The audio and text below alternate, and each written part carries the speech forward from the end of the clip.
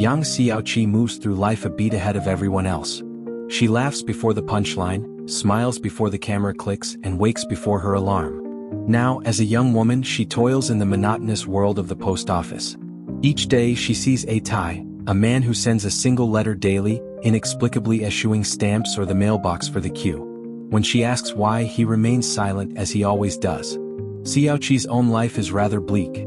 A low-paying job, a tiny apartment surrounded by noisy neighbors, buying only essentials at the shop but taking home free soup, and faking exotic travels on social media with undelivered postcards. Her sole follower, Amy, faithfully likes every post. One afternoon after work, she walks through a park and spots Lu Wenxin teaching a group of women to dance. Keeping her distance, she secretly mimics the choreography until Wenxin notices her and pulls her into the group. Xiaoqi has a blast, but as the class ends, she tries to slip away. Wenxin follows, praising her natural beauty and giving her his card, explaining his park classes are free. Xiaoqi tells him about her post office job, and he promises to visit soon. That evening, as she dines alone, listening to the radio, her thoughts drift to the day her father left. He told her he was buying tofu but never returned. 7 months later, they lost their home. Amidst her belongings, she found a peculiar key marked 38, whose purpose she couldn't recall. While her mother gave away her father's possessions, Xiaoqi clung to his radio. The next day at work, a man tries to cut in line. Xiaoqi catches him, and he creates a scene until Wenxin arrives, holding him back until an employee intervenes. Wenxin then flirts with Xiaoqi, slyly writing a date invitation on a form. She writes her own response, wondering if they're moving too fast, but he finds her quickness charming. They agree to go to the movies tomorrow. She spends the evening listening to the radio, imagining Wenxin singing love songs just for her.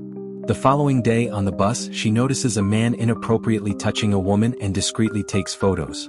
She also spots a man with glasses staring at a chubby girl and subtly hints at it, hoping for a spark between them. Wenxin visits her at work again, bringing her homemade lunch, a rare treat that almost brings her to tears with its deliciousness. After work, they take a taxi to the movies, then chat about their Valentine's Day plans for tomorrow. Xiaoqi admits she's never celebrated it, and Wenxin reveals he has no plans either. He explains his former girlfriend died of leukemia, and he now spends his time at the orphanage where he grew up. A little girl there desperately needs a heart transplant, but it's incredibly expensive. Xiaoqi has an idea. The city is holding a teamwork competition on Valentine's Day with a prize of 200,000 in plane tickets. Wenxin agrees to enter with her, and they spend the rest of the evening practicing the games. They take an empty bus home, holding hands and almost sharing a kiss until the bus driver suddenly brakes, ruining the moment. Back in her apartment, Xiaoqi excitedly chooses her Valentine's Day outfit and calls the radio to tell the host all about her plans. In the morning, she dons her cute outfit and takes the crowded bus. She sees the glasses man and the chubby girl on a date. Beside her, the creepy man from before is about to touch her chest. But suddenly, Xiaoqi blinks and finds herself back in bed, still in her outfit, her skin red from sunburn and sand in her shoes. She'll have to ponder this later. She can't be late for the competition. She takes the bus, finding it strangely empty. When she arrives, her destination is also deserted. Asking around, she discovers it's Monday, not Sunday. Valentine's Day has already passed. Since everyone insists it's Monday, Xiaoqi rushes to work. Atai arrives with a heavier than usual letter, his face swollen, a black eye. This time he actually speaks, saying thanks and goodbye. After work, she goes to the park to find Wenxin, but his students haven't heard from him. Unaware of news reports detailing strange Valentine's Day occurrences, like a woman teleporting out of a bus, Xiaoqi goes to the police station to report her missing day, but isn't taken seriously. Xiaoqi returns home, listening to the radio host discuss lost objects until the power goes out. Suddenly, she hears noises from her wardrobe. Opening it, she finds a man with a funny tongue, a tail, and reptile goggles who claims to be a gecko. He says geckos oversee lost and forgotten things before handing her a box of childhood items. Her first pacifier, a doll, and a small key marked 38. When she asks about her lost father, the gecko shows her pictures of him playing chess with a monk in the countryside. She tries to ask about her missing day, but the gecko abruptly closes shop, and she wakes, realizing it was all a dream. The following day during lunch break, she finds her picture hanging in a photography shop. The clerk tells her a pig-headed man took many pictures of her and allowed him to keep that beautiful one, but he doesn't know the man or have his number. She convinces him to give her the picture. Back at work, a client asks for his P.O. Box key and she has a realization. The key at home is a P.O. Box key 38, is on Atai's letters, and the clerk's description matches Atai's injuries. However, Atai hasn't come today, which is highly unusual. Desperate for answers, Xiaoqi travels back to her childhood home to retrieve the key. While trying to sneak in and out, her mother finds her. They share lunch and chat, and Xiaoqi is shocked to discover her mom is Amy. Returning to her apartment, she throws away Wensin's business card and fruitlessly searches online for beach photos matching Atai's picture. The next day, she asks her boss if a key number indicates its branch, but it doesn't. Xiaoqi announces she's taking her annual leave. From then on, Xiaoqi travels through various coastal towns, visiting post offices, trying her key in P.O. boxes, and searching for the beach from the picture. After several failed attempts, she finally finds the correct P.O. box, filled with years of letters. Inside one, she finds a map, which she follows to the spot on the beach where her picture was taken. She sits on the sand and opens the latest envelope, finding a letter declaring it the last and a pile of photographs, the contents of the extra heavy letter Atai brought. As she reads, Xiaoqi finally remembers. She knew Atai as a child. The story shifts to Atai's perspective. Photography has always been his hobby, but he's known as Turtle because he's the opposite of Xiaoqi, slower than everyone. No one played with him at school, he can't catch mosquitoes and his watch runs slow. This slowness led him to become a bus driver, as the low speed limit suited him. He goes to the post office every day because of Xiaoqi, a girl he met as a child but who doesn't remember him. Years after they last saw each other as children, he met her again by chance on a high school bus. He started taking the same bus every day to see her, even waiting outside her school, but she never noticed him. He never had the courage to speak to her, and one day she simply moved away. Years passed until he became an adult and got a job. Xiaoqi happens to take the bus Atai drives, so he asks his uncle, also his boss, for the afternoon shift to see her daily. He also started going to the post office to send letters instead of using the mailbox just to see her, always taking extra queue numbers to be called by her. He's there when Wensin starts visiting Xiaoqi, sees them flirt, and notices the paper where they agree to go to the movies. Feeling gloomy, Atai leaves and finds Wensin on the street, talking on the phone, telling someone "I love you," and mentioning lounging in bed. Suspicious, Atai follows Wensin and discovers he indeed has a lover, a woman who occasionally cooks for him. The lunch Wensin gives Xiaoqi is from this woman, an event Atai also witnesses. Later, seeing them go out, Atai makes all passengers exit his bus, claiming an engine problem, then follows Xiaoqi and Wensin on their date, even entering the movie theater. His stalking is interrupted when his uncle calls, demanding he move the bus because a cop is about to ticket it.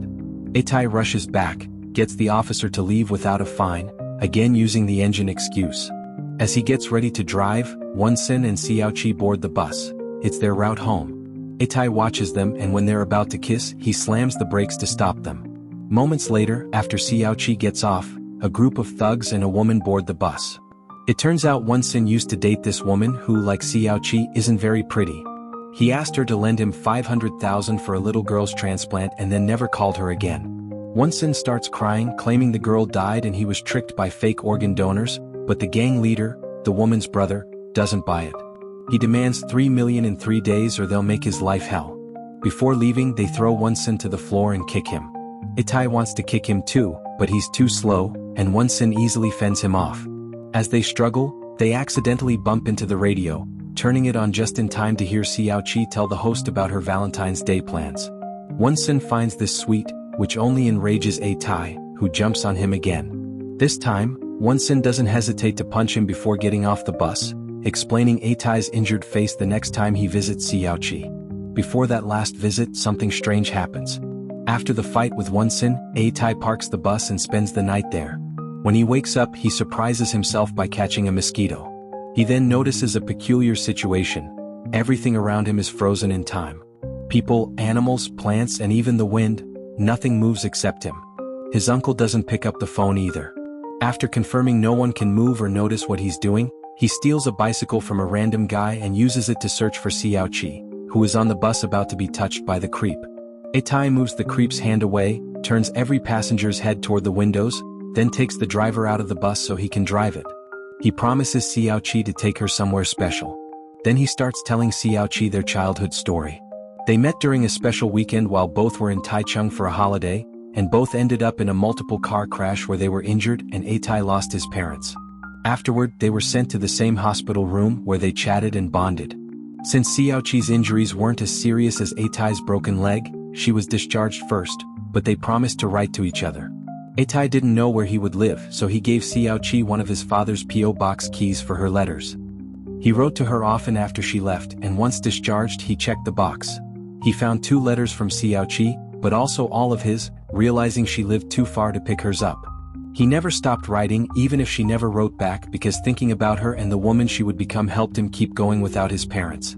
Atai drives the bus to the town where they met and takes Xiaoqi's frozen body to the beach, where he makes her pose in various ways to take many pictures. They don't start traveling back until sunset, and in the middle of the road, Atai is shocked to find another person who can still move, Xiaoqi's father. After he boards the bus, he explains this isn't the first time the world has stopped for 24 hours for him. Xiaoqi's father, like Atai, is a slow mover, and their lives function like a savings account. Due to interest, time accumulates, giving them an extra day. Xiaoqi moving faster loses 1. For everyone else, nothing changes, which explains the news later about a disappearing girl on the bus. He also confesses that the day he abandoned his family, he was actually planning to jump off a building, and that's when the world stopped for him.